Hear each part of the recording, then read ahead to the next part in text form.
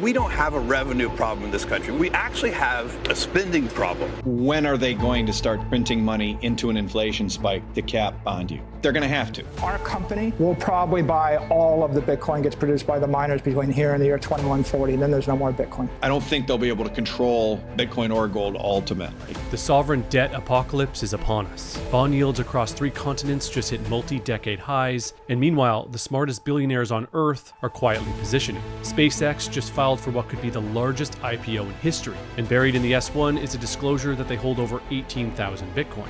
And stick around to the end because one of the sharpest macro minds alive just laid out how they're going to print their way out of this and lie to your face while they do it. This is Truth Block. I'm Hurley. Let's mine truth.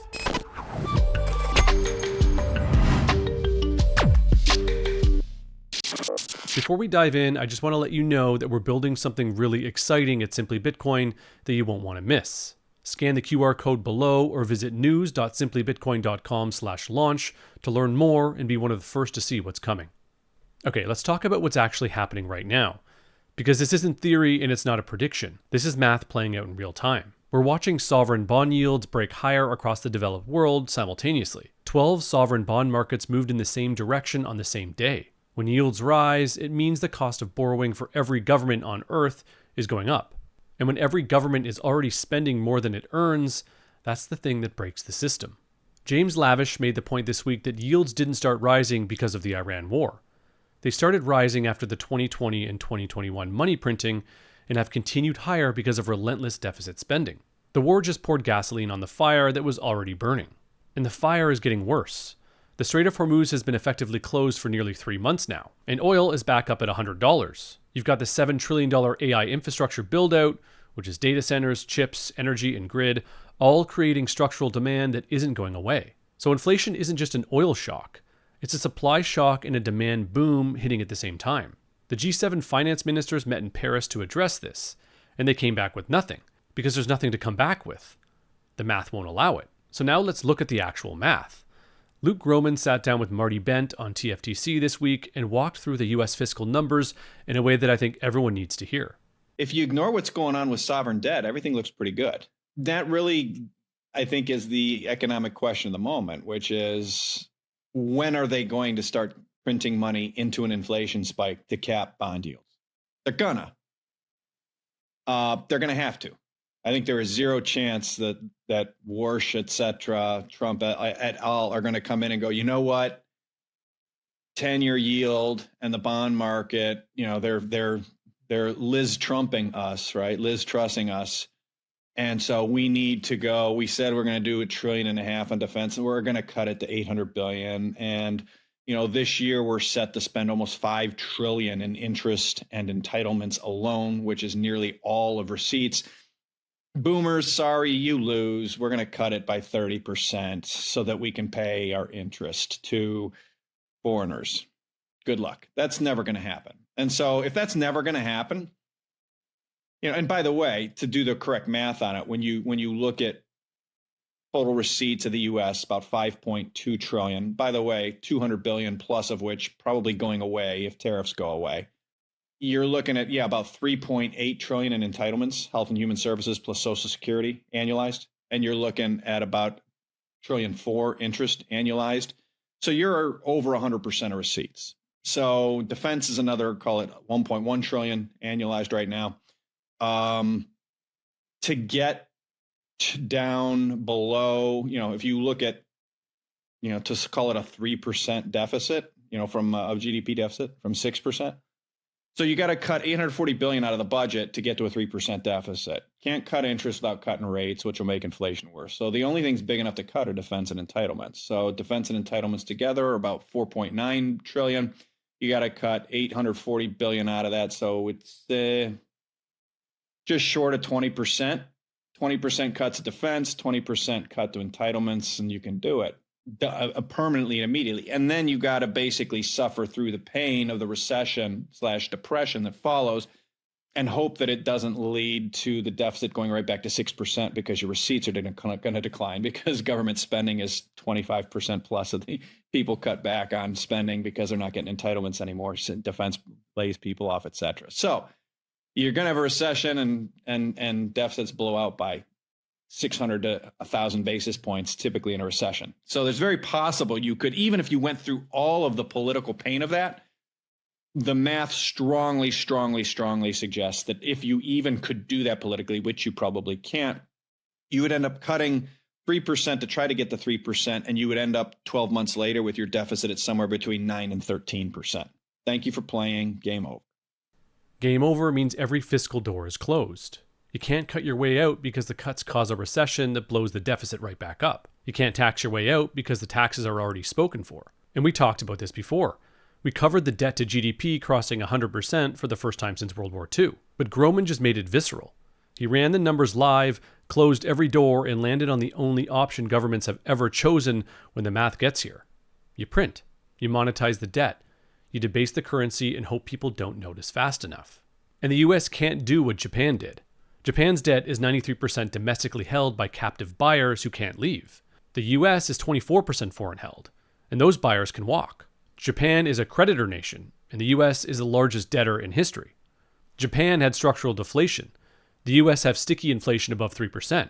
Same trap, different valve. And America's valve is the currency itself.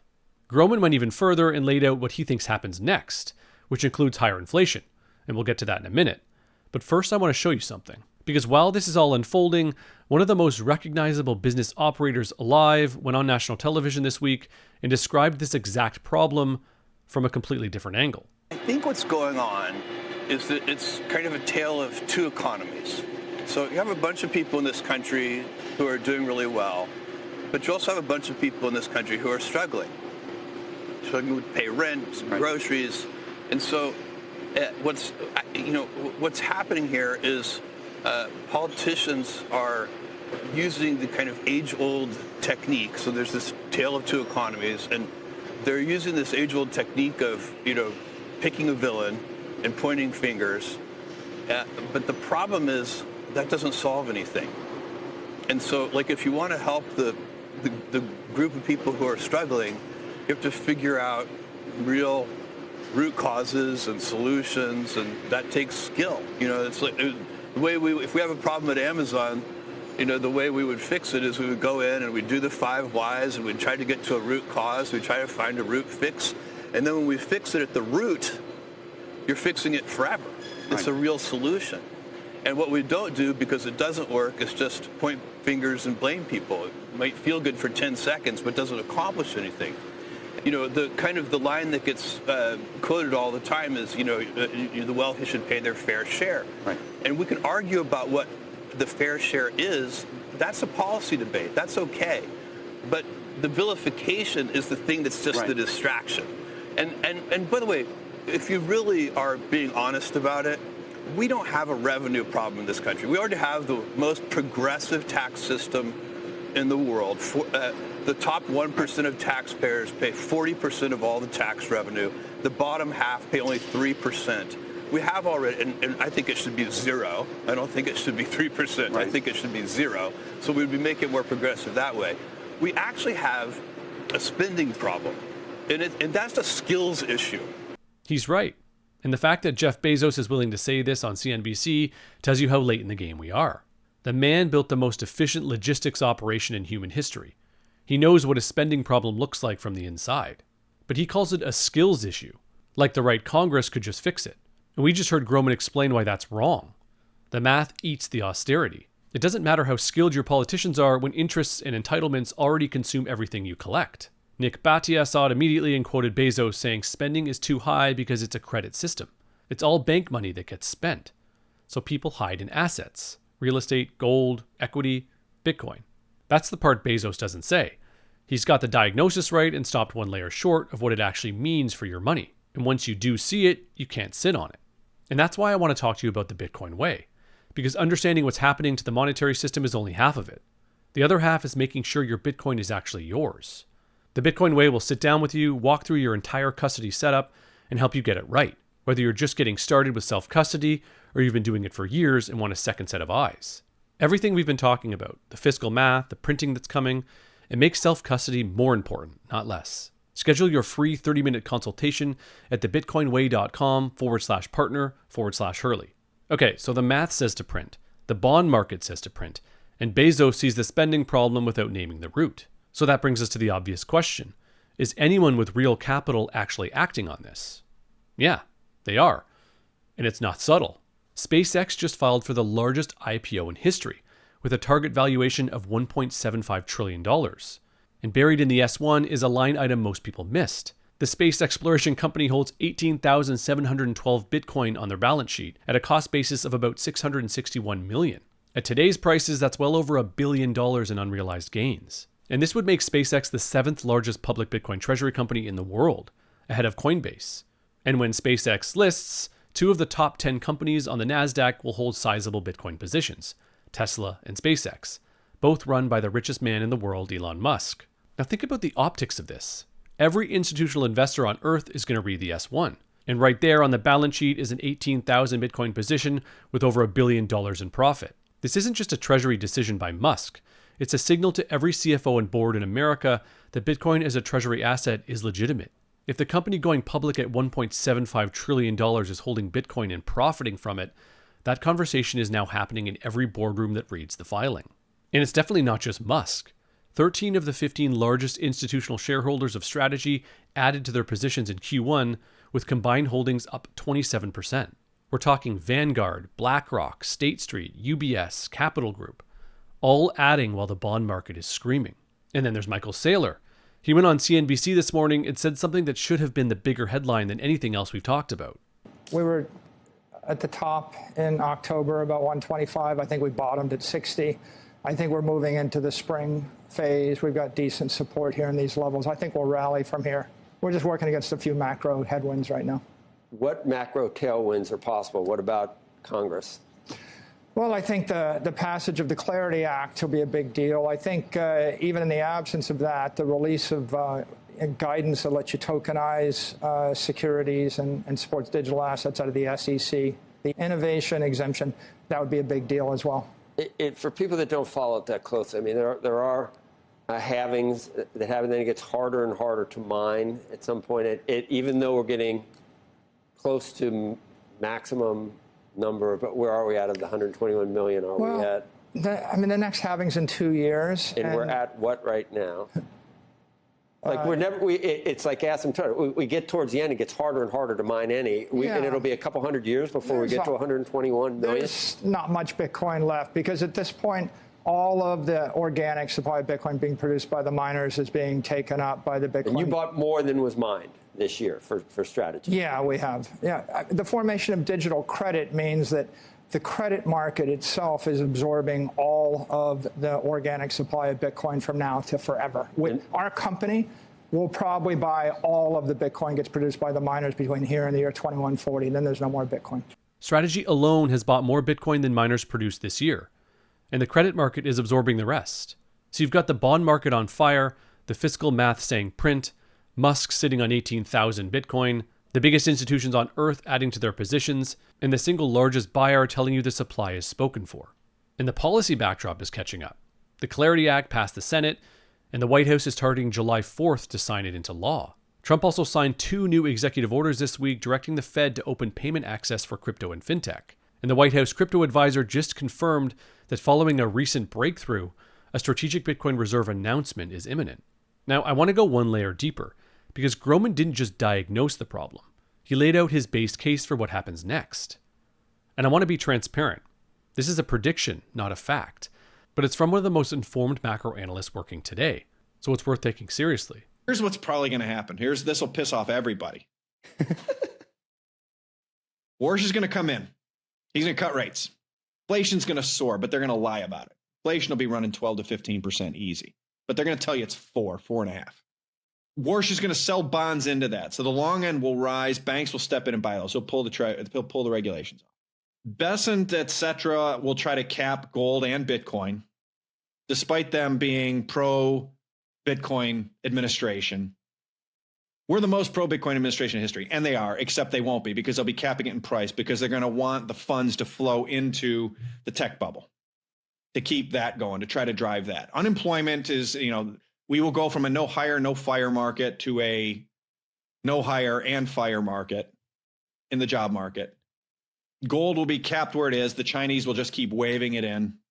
Bitcoin will actually not rise despite the inflation. It will, we'll have, remember we had the 58K crowd, whatever it was for like 2 years. We'll have the 58 to 72K crowd for the next 2 to 3 years while they do this.